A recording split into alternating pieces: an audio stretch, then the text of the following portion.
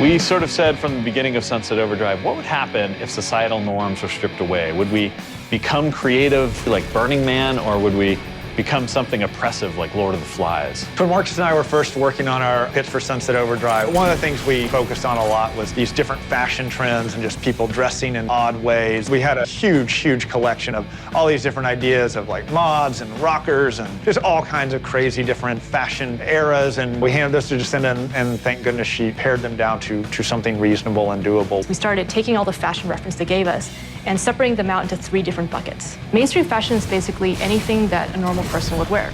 Street fashion is something that comes out of street culture, such as emo and goth. Costumes are something that someone from a particular culture group might wear, or it's something you might even wear for Halloween. All the Sunset vanity takes from one or more of these buckets, which makes them both relatable and understandable.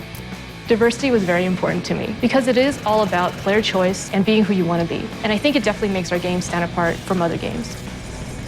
I think one of the interesting things about Sunset Overdrive is that most of our concept artists are actually not from the United States. I think this will appeal to a lot of different people. My team takes concepts from Vasily, our concept artist over in Russia. We wanted to embrace a bunch of different archetypes that you would see in pop culture and mash them together to create our own look. In Sunset Overdrive, we allow you to choose from many different archetypes in the game. That includes different races, different body types, big and small, and different genders. We have outfits that are meant to be together, and you can get them as presets in the game. You can combine all the different pieces to make exactly what you want. So if you get your Day of the Dead face paint, you can combine that with your wrestling pants, your chainmail shirt, and your cowboy boots. Every item that you unlock in the game will have Havoc physics applied to it as well. So when you're running around the world, we really want you to feel like it's alive.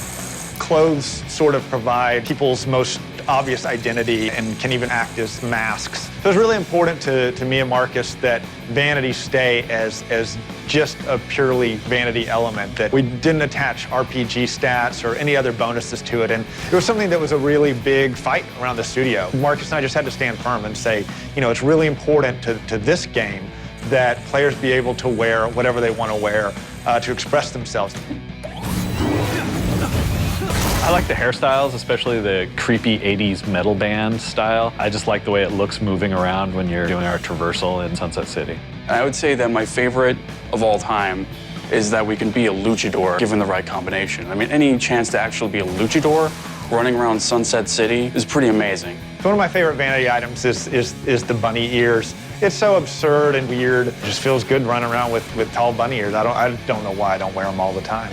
For items that I can't really believe we got in, we do have a physics-based kangaroo head strapped to your crotch and nothing else. Oh, the kangaroo codpiece. Early on when we were pitching the game, Drew had used in a reference that he would be wearing nothing but a kangaroo codpiece. We knew we wanted it to be really different and really stylized and pretty out there. And it just seemed so absurd, but we started pitching it that way, and every pitch we did, we would talk about the kangaroo codpiece, and I think it was one of the first things you can look at or talk about and be like, now that is Sunset Overdrive. So after you've dressed up your character and you've got them looking the way you want, we still got a ton of customization with the weapons, the traps, the amps, a lot of different things on the gameplay side. So thanks for coming to Comic-Con and checking Sunset Overdrive out. Hope you pick it up on October 28th and let your freak flag fly high.